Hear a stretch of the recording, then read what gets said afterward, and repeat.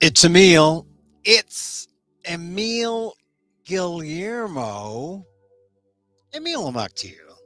Hey, how are you, everyone?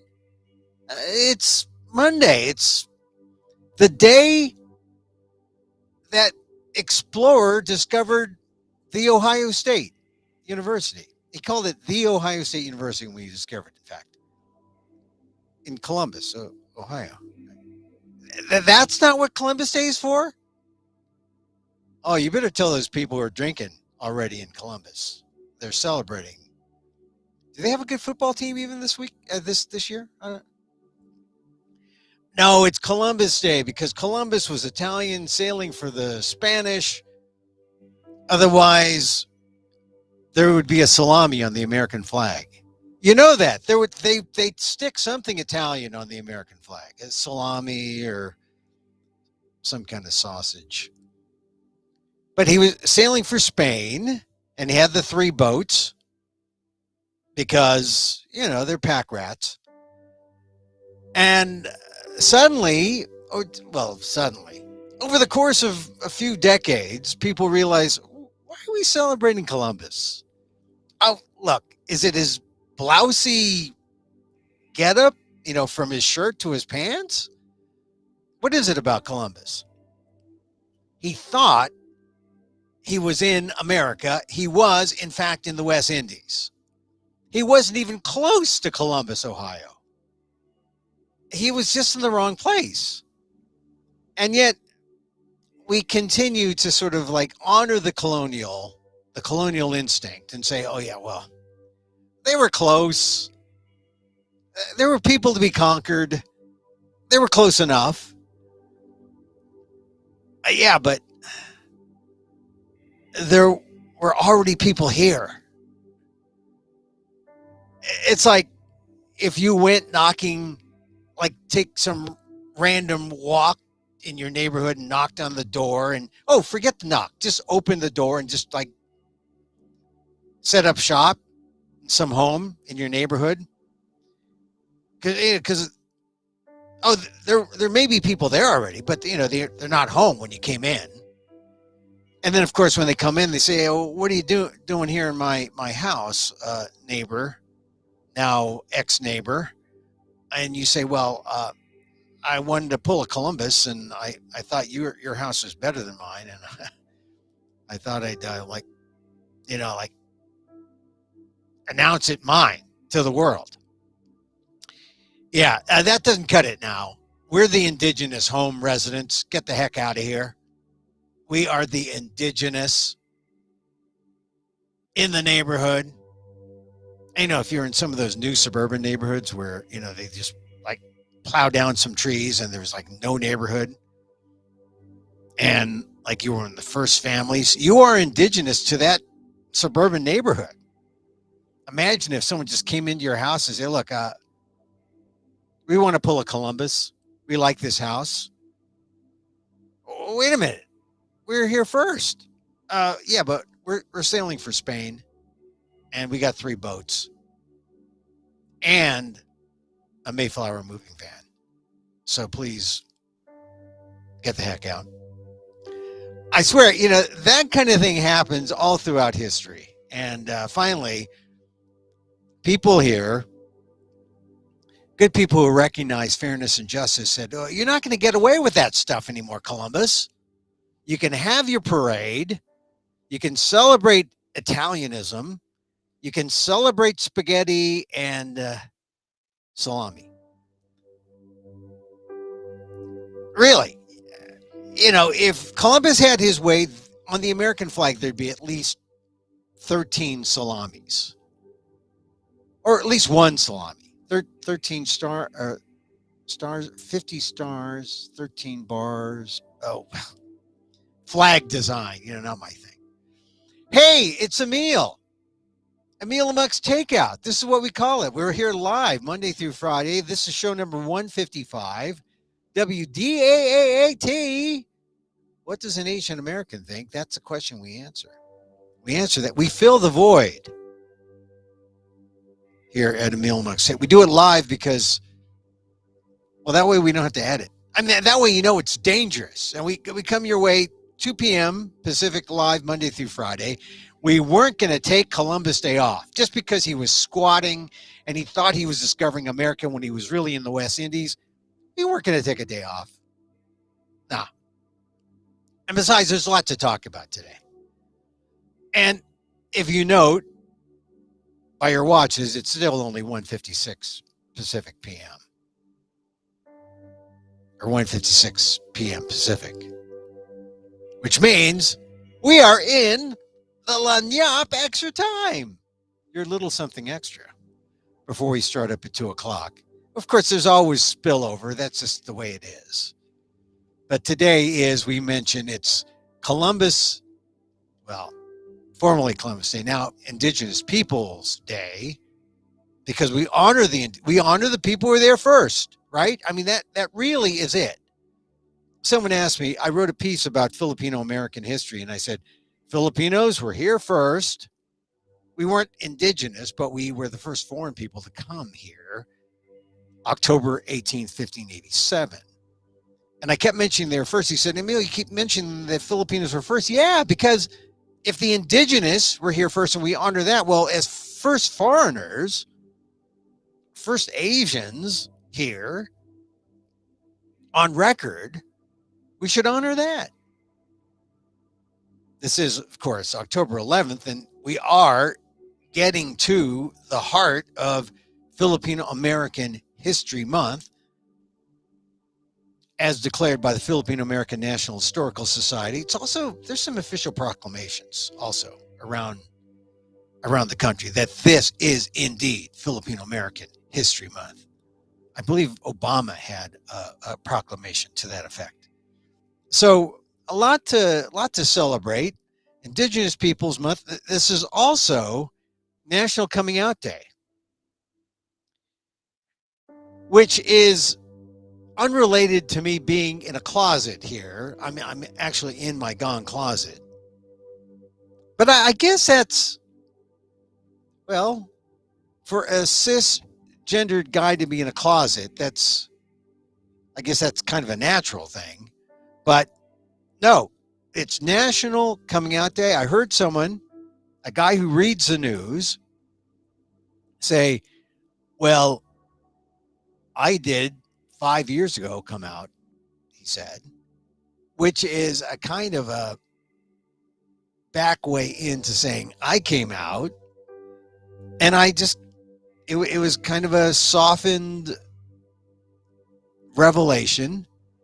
I didn't even know that this CNN anchor was gay, but I guess that makes now 2 CNN anchors, male black anchors, who are gay, Don Lemon and Victor Blackwell. But when he said that today, I was just kind of surprised, because not that his sexuality had anything to do with anything. My appreciation of him reading the news or asking questions, asking questions of guests or interviewing guests. But when he said it was like, wow, well, I guess that's the way it should be. People should be allowed to be who they are, and it really doesn't matter. But the fact that he mentioned it stopped me a little bit to say, well, I'm glad he did it. I'm glad he had the courage to say it the way he did. It didn't really matter, but I'm glad he said it. I'm glad he finally felt open in that way. And of course, to commemorate National Coming Out Day. So, and I say this from my closet.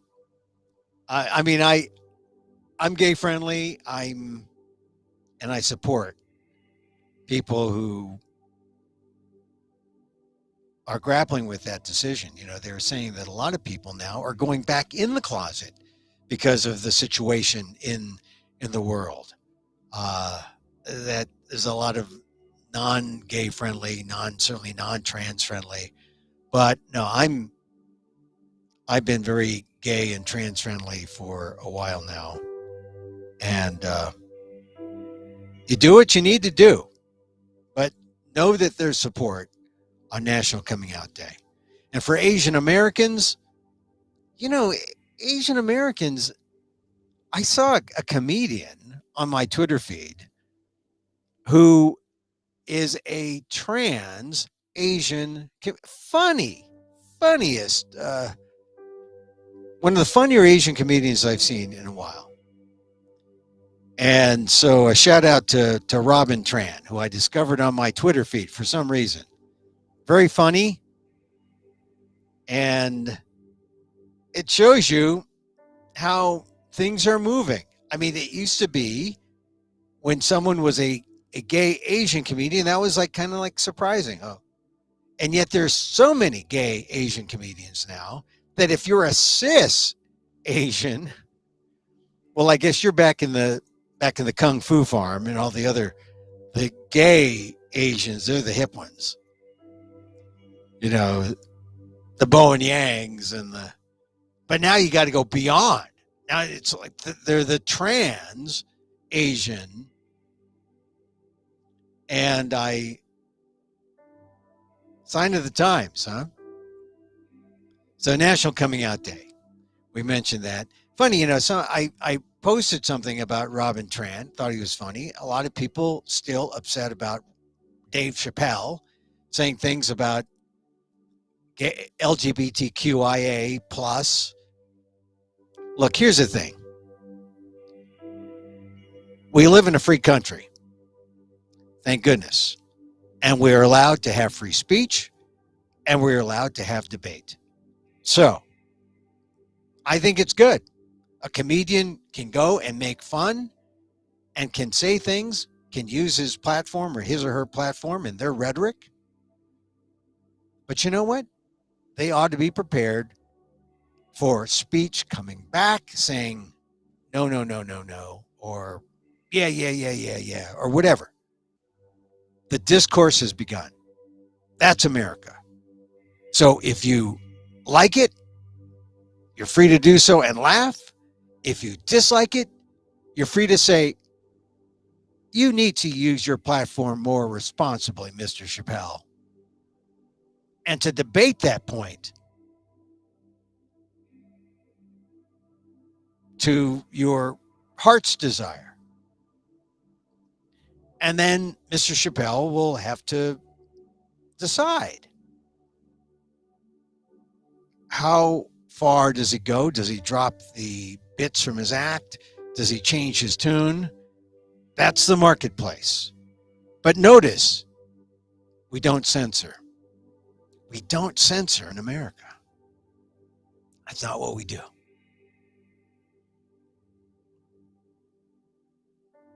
Anyway, I'm Emil Guillermo, Emil Amok to you. This is the micro talk show of the AAPI and the AAXs and the ALLs. Oh, that means all. That means everyone. That's all of you. It's sort of coincidental that I'm Asian.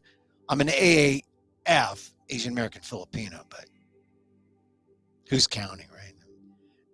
No, we're ALLs.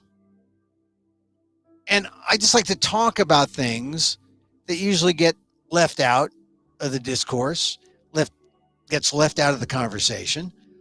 And this is what I do. I was a talk host, anchor. Hey, I want to mention this. Filipino American Heritage Month, right? Or excuse me, Filipino American History Month. And I want to mention this because there was a Hmong anchor who had a big shout out on the CBS Evening News. And his name, you ask, is, what is his name? Oh, I got to find it here. I got to find my thing. His name was Her. That was it. And, oh, I'm sorry. I knew I was not going to, I'll come back to it because it's related to Filipino American History Month. And And the reason why I like to talk about being the first Filipino American to host a national news show in 1989. I mean, there was. I mean, it really was. It was. I thought it was a big deal for me. I thought it was a big deal because there had been no Filipinos before, hardly any Asians before. The only Asian anchors were Connie Chung, and I was the first male Asian American to host a national news show when I hosted All Things Considered in 1989. So I always mention it. People would say, "Oh, well, keep it down, Emil. It's not that big a deal." No, it was a big deal, and I insisted. And now, how many Filipino anchors do you see? I mean, not really a whole lot. So this kid, Chen He, he was from St. Paul, one of Suni Lee's gang, getting a shot to anchor the morning news in Des Moines. And I saw that on my Twitter feed, and I said, wow, congratulations to him. The first Hmong male anchor. And he got a shout out from CBS Morning News, and they had an Asian anchor there who shouted out, and it was just a sign of the times. I mean, they're all signs of the times. We're getting more diverse, but God, it's taken so long. 2021. I was at All Things Considered in 1989. It's a long climb, but I'm glad there are young Asian Americans still climbing, still dreaming, and succeeding. Females and male. So on my amok.com site, I'll post I'll post what he put down, because it's just he was saying how his father called him for one of the first times to just congratulate him to see that he'd gotten this shout out, this national shout out. It's important and it's historical. And those keeping track of the history of the Hmong in America,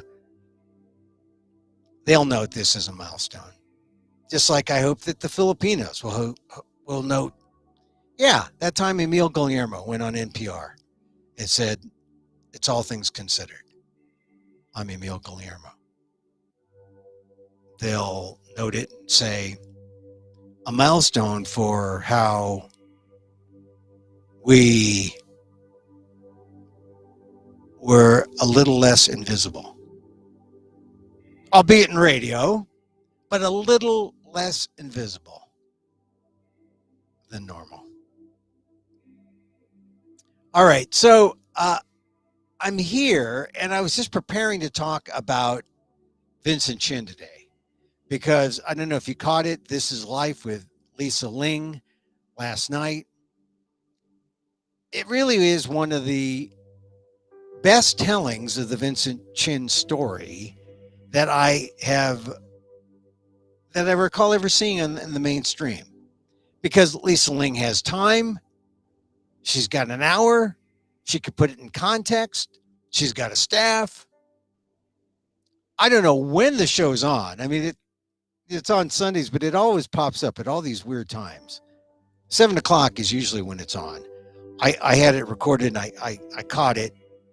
It really is one of the better tellings. And they also had Helen Zia, who I still consider a friend.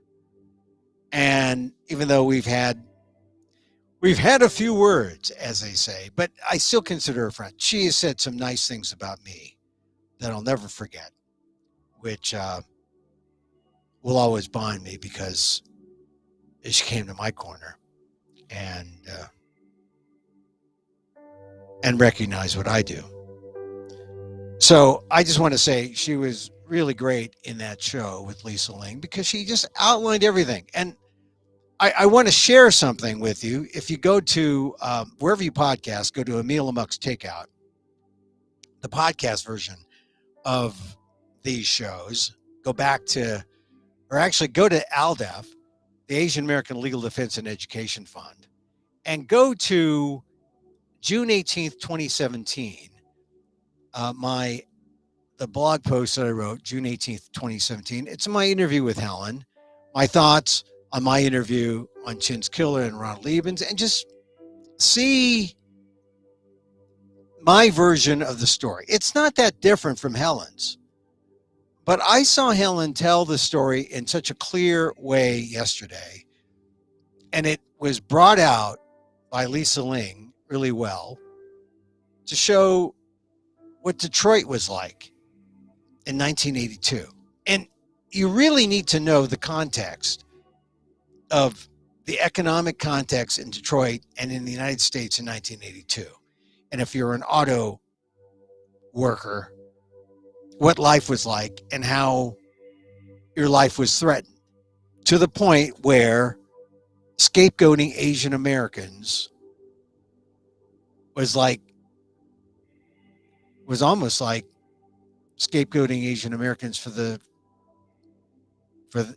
Donald Trump's China virus, right? It was the same kind of thing where people who were on the outs in the auto industry looked at Asian American faces and they saw one thing: the enemy, just like they did in World War II. And this is 1982, right? So when Ronald Liebens, Vincent Chin's killer, sees Vincent Chin in the fancy pants strip club where Chin's having his bachelor party, they had some words. But I did not get the real feeling throughout all this time of how deep the economic impact was. Not like until I saw the show last night. You could talk about how, yeah, Detroit was taken on the chin by competition from Japan, but that's like one sentence or two sentences, right? In a report, usually. But you start seeing some of the things that were on local TV at the time. You know, they put together that research, and now suddenly you have the context of what people in Detroit were feeling and how non-Asians were feeling toward Asians. And that was kind of a missing thing for me. I mean, I didn't really get that feeling, even though because I was in California, I didn't really get a sense of how deep that animosity was. And of course, Helen Z had worked in the auto industry and had seen this attack reported on the news and then decided to form a group that took action. And that came out clearly. I have some other thoughts about the show tomorrow, but if you have a chance, you should see This Is Life, Lisa Ling, the Vincent Chin story. There are other things. I'll get to those aspects tomorrow's show, but I wanted to give you a heads up, so you definitely get to that piece. All right, now I want to talk about. I was just going to talk about Vincent Chin, but then I got hung up with this other story. This other story about the nurse in Times Square who was.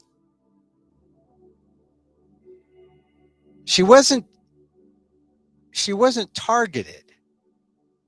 She got in the way of a perp who was trying to get away. And as he was trying to get away, he bumped into her and killed the nurse because the nurse hit her head, lost consciousness, and ultimately died. This happened on Friday. I just found out about it today because they were doing a roundup on the news of all the different things that have happened this week. There was a mass shooting in St. Paul, all sorts of things happening in this country. And this is what happens on holidays when there's no news really to talk about, except news ends up filling the void. It starts popping up, and it's just interesting how that happens, right? But this is the story of Maria Ambrosio, who's 58. When I saw the headline, New Jersey nurse killed, Times Square, I said, oh my God, I told my wife, I said, she's got to be Filipino, a nurse in the New York, New Jersey area? And I crossed my fingers and hoped, oh, maybe not. Maybe she's just not a Filipino nurse. Well, they showed a picture of her with her mask and, at work. She's a Filipina. Maria Ambrosio suffered serious head trauma when a robbery suspect identified as 26-year-old Jermaine Foster ran into her as he allegedly tried to escape after snatching a phone from a 29-year-old woman around 40th and West 40th and Broadway on Friday. And Ambrosio was taken off life support on Saturday. So this guy Foster is facing second-degree murder charges. And now the mourning for Ambrosio begins. She was an oncology nurse in Bayonne, served as an oncology nurse for more than 20 years,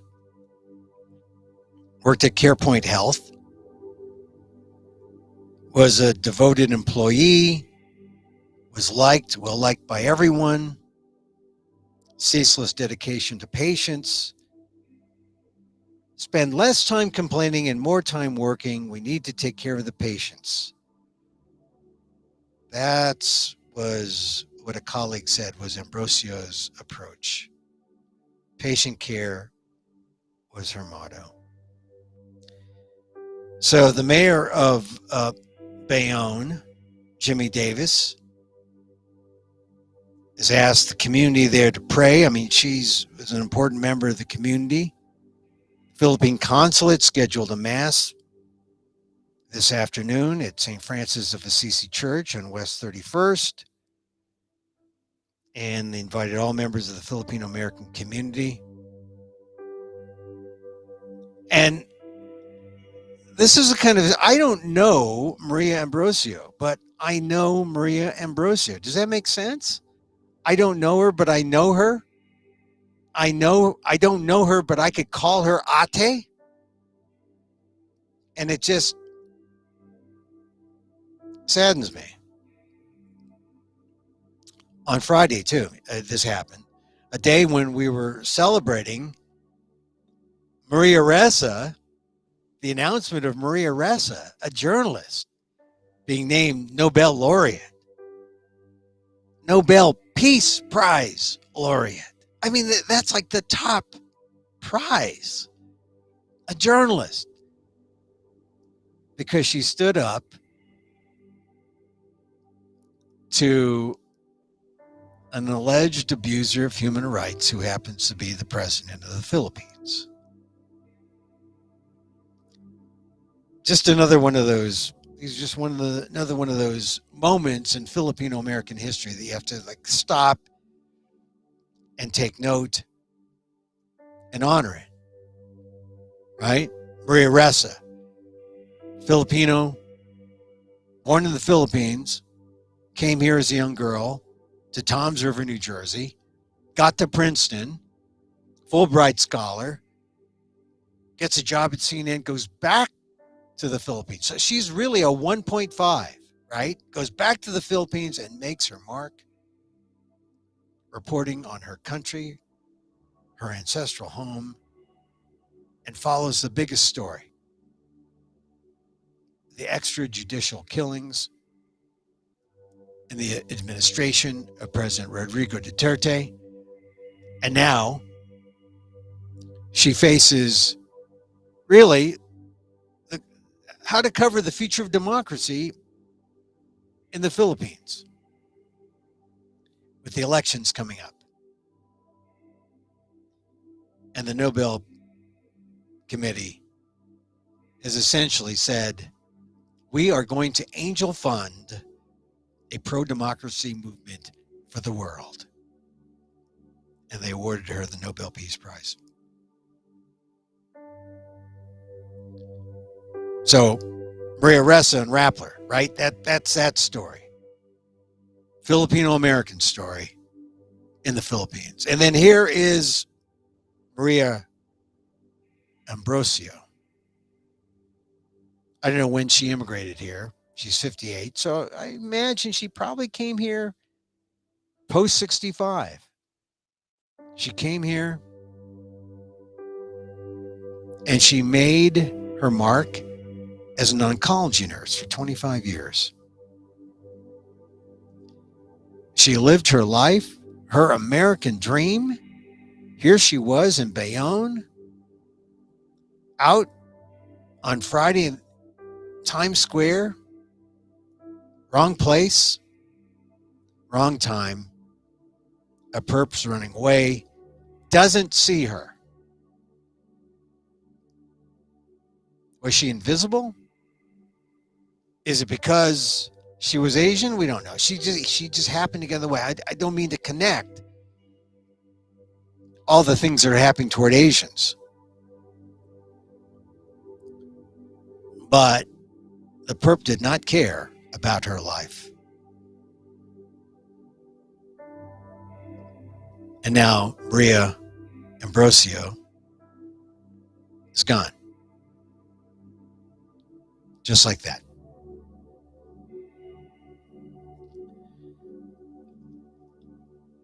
And I think given the circumstances of where we are historically in America, with instances of anti-Asian hate or just people being hurt,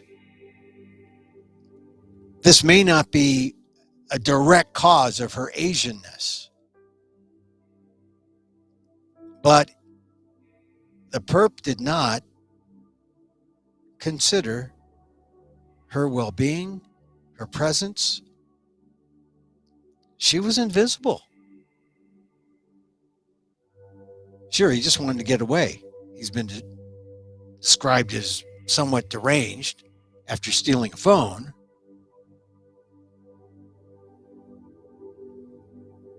But his act claimed one life. So we remember Maria Ambrosio. Didn't expect that it would be a sad story. I mean, like I said, I just saw it as I was preparing to come on. And, but a reminder of the kind of times we're in.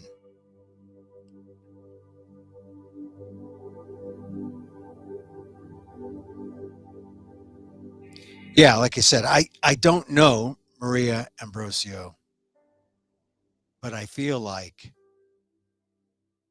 I just by the descriptor,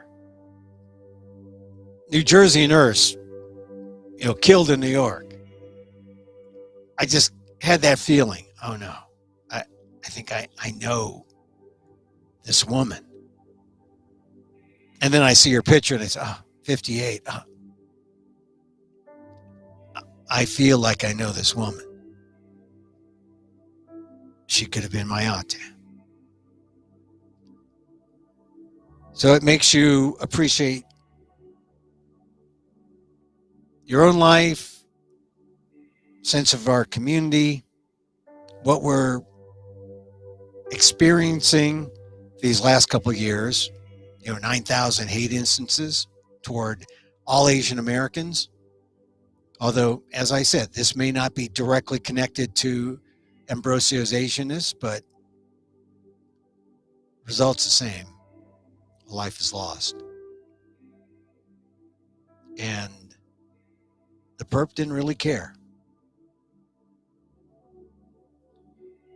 So, my condolences to Ambrosio, her family, the people in Bayonne who knew her, the people at the Bayonne Medical Center where she was a nurse. Condolences. Okay, so I guess at this point I should try to be a little happy and thank those of you who wished me a happy birthday. Facebook is good for one thing. We know Facebook aids and abets criminals, contributes to all the trafficking of drugs and whatever. And Facebook stays fairly equanimous to it all, saying, hey, we're just a platform. Hey, it's the algorithm's fault. But one thing I will say about Facebook, it will not forget your birthday. And you know what they say, if you get so many likes, Facebook knows more about you than your relatives, your family, your friends. So Facebook was working this weekend when I had my birthday, and I had all these messages from people throughout my life. Some I hadn't heard from in years, some I regularly hear from. I thank you all. I thank you all. And as I continue to embark on these daily meditations, I hope you'll go to my YouTube channel, Emil Guillermo, on YouTube, and just subscribe and do all the things that the algorithm says you ought to do there, and do all the good algorithmic things here. And no one will be back on again. But thank you. Thank you. The bad thing about my birthday is that the Giants lost. Terrible. I mean, they were blown out by the Dodgers, which makes me a little crazy tonight when the Giants and Dodgers play Game 3. Now, the Giants aren't out of it. The Giants could lose tonight against Max Scherzer. Scherzer's he's not unchallenged, but he's often said to be the best pitcher in baseball. But maybe the Giants get around him. But if they don't, okay, they're down 2-1. They win Game 4. They come back Game 5 in San Francisco, and that's for all the marbles, at least for the Western Conference.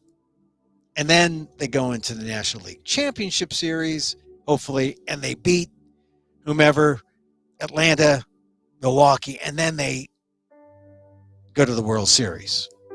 And if my brother-in-law has his druthers, the Giants will face the Astros. Maybe that'd be good. I don't know. I'm crossing my fingers and hoping the Giants can win one against Scherzer. If they don't, they got to win. They got to split.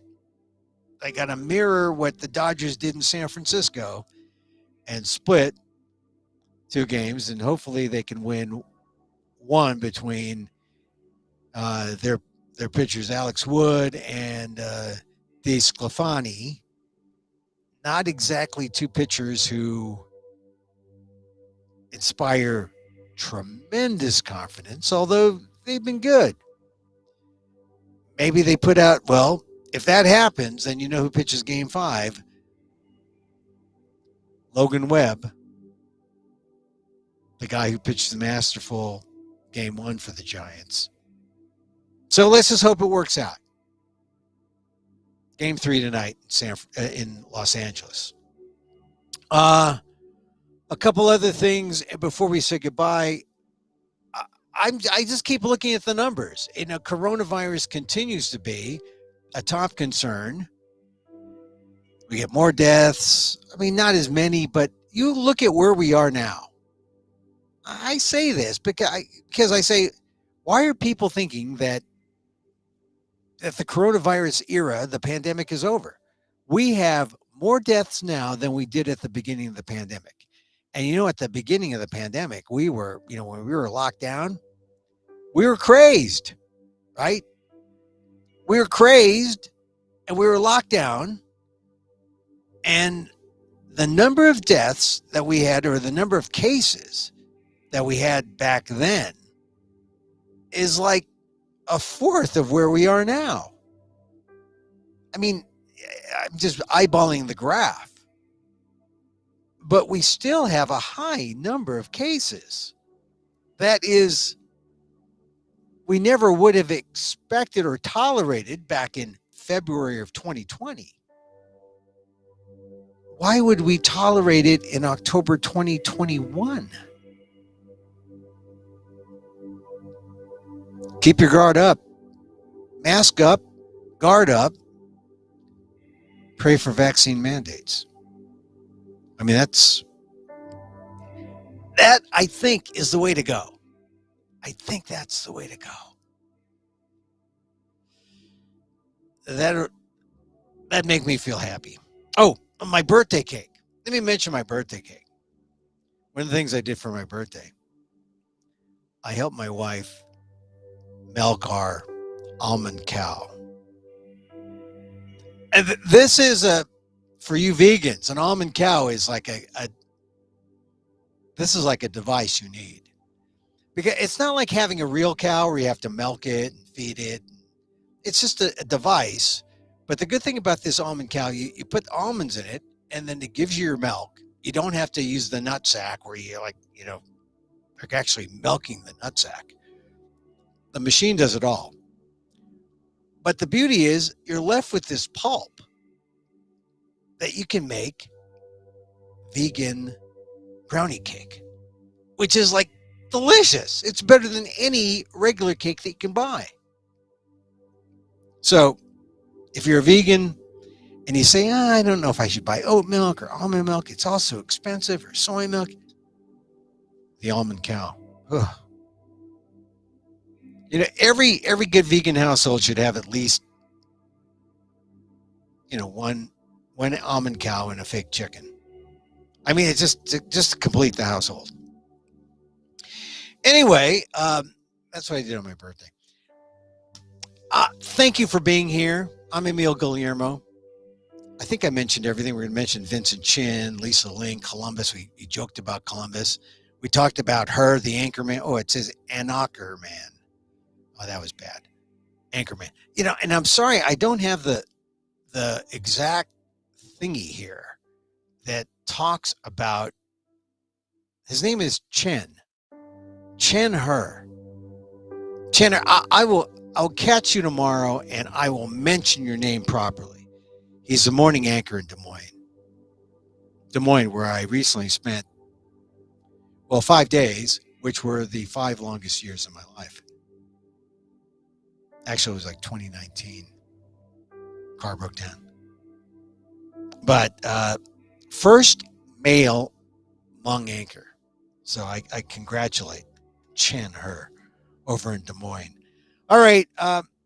Look, back again tomorrow. I'm going to talk more about Lisa Ling's This Is Life. But if you didn't catch it earlier, catch it. And if you want to hear my perspective with Helen Zia, go to the Aldef blog and go to the blog post that is, let's see here. That is, I need to have a better way to do this. June 18th, 2017. And you'll get my podcast with Helen. Helen was masterful in laying out the Vincent Chin scenario on that Lisa Ling show. She was. She just, I've been talking about this story for years, but if you have not heard the Vincent Chin story, I trust most of you have if you're Asian American. But say you have some white friends who don't know anything about Vincent Chin and say, Vincent who? Helen lays it out pretty well. It's not to say the show is perfect, and I will talk about that tomorrow. But it's close. Hey, look, I'm Emil Guillermo. We're here Monday through Friday, 2 p.m. Pacific. Yeah, Monday through Friday. Live. And, of course, you can catch it on, I like to say be here, bang the gong now because they're doing it live. But you can catch this on the repeats at emilguillermo.media on Facebook. You can see it on amok.com. I'll post it there. You could also see it on Facebook, on YouTube, my YouTube channel, Emil Guillermo. Okay. So follow us on Twitter at Emil Amok. Hey, I post this on Twitter sometimes at Emil Amok, EMIL AMOK. See more at amok.com. Really, we call this the Micro Talk Show. The AAPI and the AAX, right? The Asian American Filipino, Asian American AACs, Asian American Chinese, and the ALLs, all the rest of you, all of you. Email me, all you old timers, Emil at amok.com. And now we come to the portion of the show where we get a little meditative. Because I know what it's about. I know your pain. I know what you're feeling. I know you're saying, hey, where do we fit in? What's our identity? Where's our voice? I know. Look, but the important thing is drop the shame. You're worthy. You belong. Forget the shame. Don't turn the shame into guilt. Guilt is correctable. So is shame. But people think sometimes that shame isn't correctable and that it's not a matter of making a mistake. It's a matter of being the mistake. But make no mistake, you're not the mistake. Give yourself a touch of assurance. Emil here. May you live in safety. May you be happy. May you be healthy. And may you live with ease. Till next time. Mahal Kata.